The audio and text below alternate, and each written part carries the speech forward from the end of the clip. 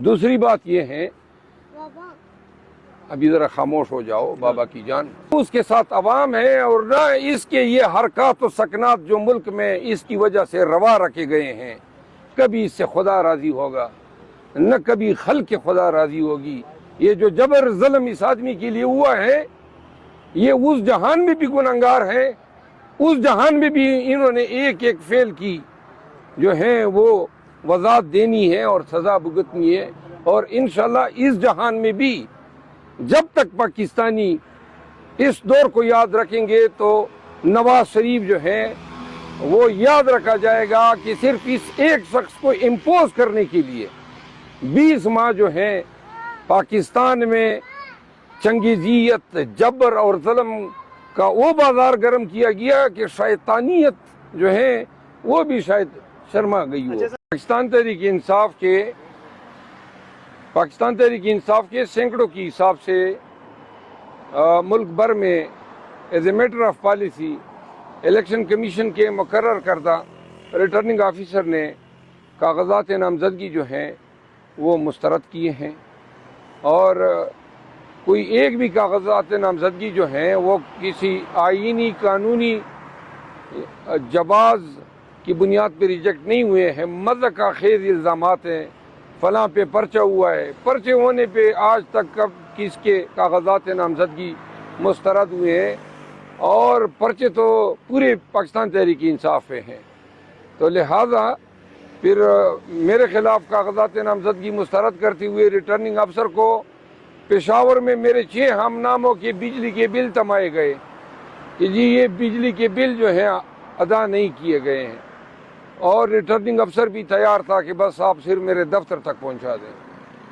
تو اس حوالے سے ہم اپیلیں دائر کر رہے ہیں، اور کل لاسٹ ڈیٹ ہے۔ پاکستان تحریک انصاف کے بہت سارے مسترد شدہ جو امیدواران ہیں انہوں نے رجوع کیا ہے۔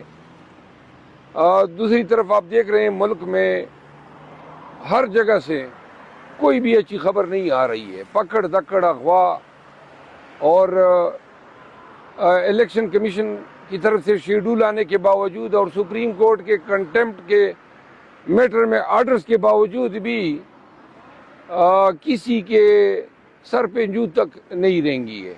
تو لہٰذا ہم توقع رکھتے ہیں کہ سپریم کورٹ آف پاکستان اور الیکشن کمیشن آف پاکستان اپنے جو ذمہ داریاں ہیں اور جو ملک کے حالات ہیں ان کو مد نظر رکھتے ہوئے پاکستان کے مستقبل کے خاطر جو الیکشن کا پروسیس ہے اس کو بے شک یہ فیئر نہ بنائیں، کیونکہ اب تو فیئرنیس کی توقع نہیں رہی، کم از کم اتنا بنا دیں کہ جس میں انسان جو ہے وہ اس میں پارٹیسپیٹ کر سکے۔ انہوں نے انتہائی غیر انسانی رویے اپنائے ہوئے ہیں، ظالمانہ اور جابرانہ۔ ملک میں تاریخ میں کبھی اس طرح بلدیاتی الیکشن بھی رگ نہیں ہوئے ہیں جو ابھی سے رگ ہو رہے ہیں۔ آخری گزارش یہ ہے کہ جب اپیلوں پہ امیدواران جائیں تو میں ان سب کو یہ ایڈوائز کروں گا کہ وہ اپنے اٹارنی یا وکلاء کے تھرو پیش ہو، کیونکہ کرنل اجمل صاحب کو اغوا کر لیا گیا ہے اور بہت سارے اور کو بھی اغوا کیے جانے کا اندیشہ ہے۔ الرحمن الرحیم، پاکستان تحریک انصاف سے وابستہ امیدواران جبری طور پر گمشدہ ہوتے جا رہے ہیں۔ اسکروٹنی کے دوران پروپوزر سیکنڈرز کو اغوا کیا گیا، پھر اسکروٹنی کے نتیجے میں ملک بھر میں as a matter of policy P T I کو الیکشن سے باہر رکھنے کے لیے امیدواران کے کاغذات نامزدگی مذاق خیز بنیادوں پہ ریجیکٹ کیے گئے۔ مجھے اندیشہ ہے کہ جب یہ اپیلیں سماعت کے لیے ہائی کورٹس کے سامنے آئیں گی تو ریٹرننگ افسران جو ہیں ان کو اپنے اس فعل کو جسٹیفائی کرنے میں بہت ہی مصائب اور تکالیف پیش آئیں گے، کیونکہ کوئی ایک بھی آرڈر جو ہیں وہ قانون اور آئین کے مطابق نہیں ہوا ہے۔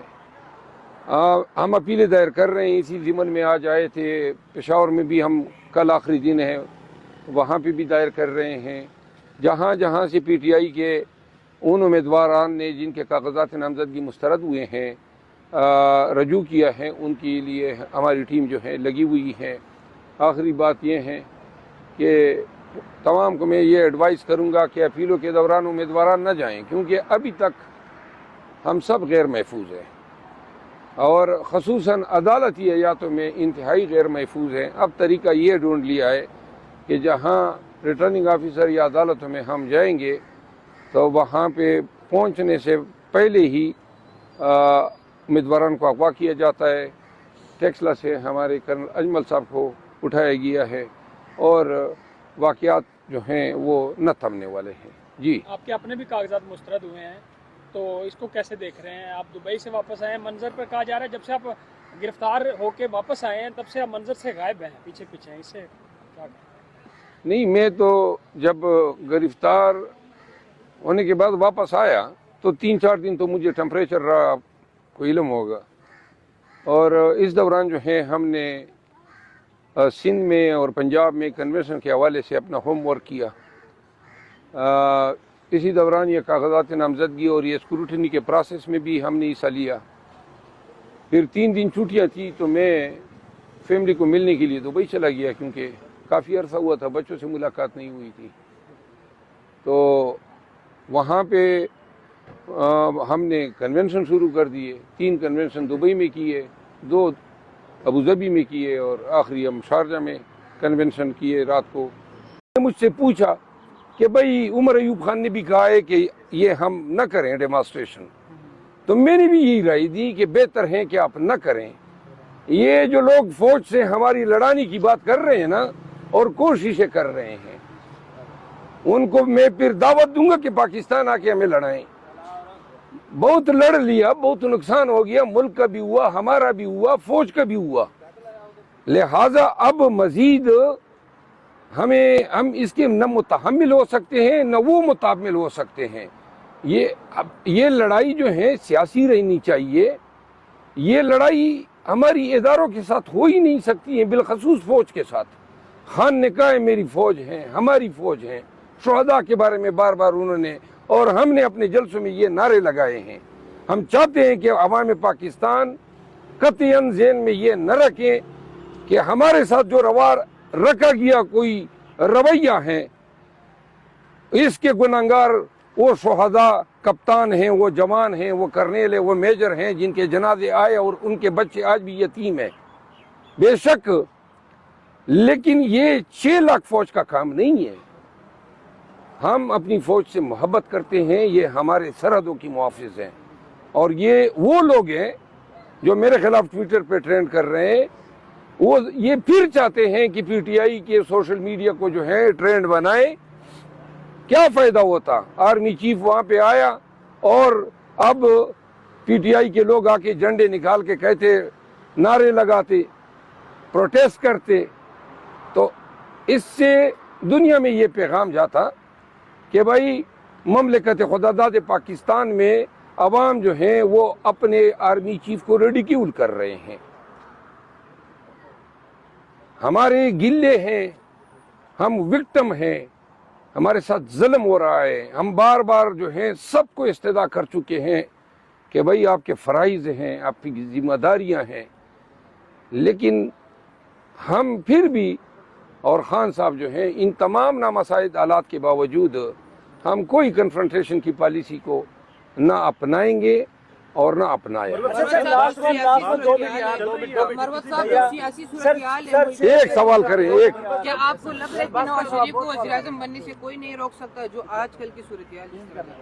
نواز شریف کو جو ہے ان کے اپنے اعمال روک رہے ہیں. نواز شریف کی ریٹنگ آپ دیکھ لیں، مسترد شدہ سیاستدان کی شبیہ نظر آ جاتی ہے جب بھی آپ اس کی شکل یاد کر لیں گے. دوسری بات یہ ہے، ابھی ذرا خاموش ہو جاؤ بابا کی جان. اچھا، دوسری بات یہ ہے، دادر سنبھال کا، دوسری بات یہ ہے کہ نواز شریف صاحب جو ہیں کس بل بوتے پہ وزیر اعظم بن رہے ہیں؟ یا لوگوں کو خدا بناتا ہے اور یا پھر عوام بناتی ہے. تو لہذا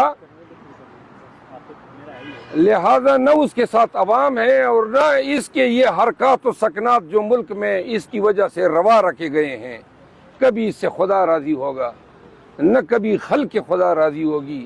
یہ جو جبر ظلم اس آدمی کے لیے ہوا ہے، یہ اس جہان میں بھی گنہگار ہے، اس جہان میں بھی انہوں نے ایک ایک فعل کی جو ہے وہ وضاحت دینی ہے اور سزا بھگتنی ہے، اور انشاءاللہ اس جہان میں بھی جب تک پاکستانی اس دور کو یاد رکھیں گے تو نواز شریف جو ہے وہ یاد رکھا جائے گا کہ صرف اس ایک شخص کو امپوز کرنے کے لیے 20 ماہ جو ہے پاکستان میں چنگیزیت، جبر اور ظلم کا وہ بازار گرم کیا گیا کہ شیطانیت جو ہے وہ بھی شاید شرما گئی ہو۔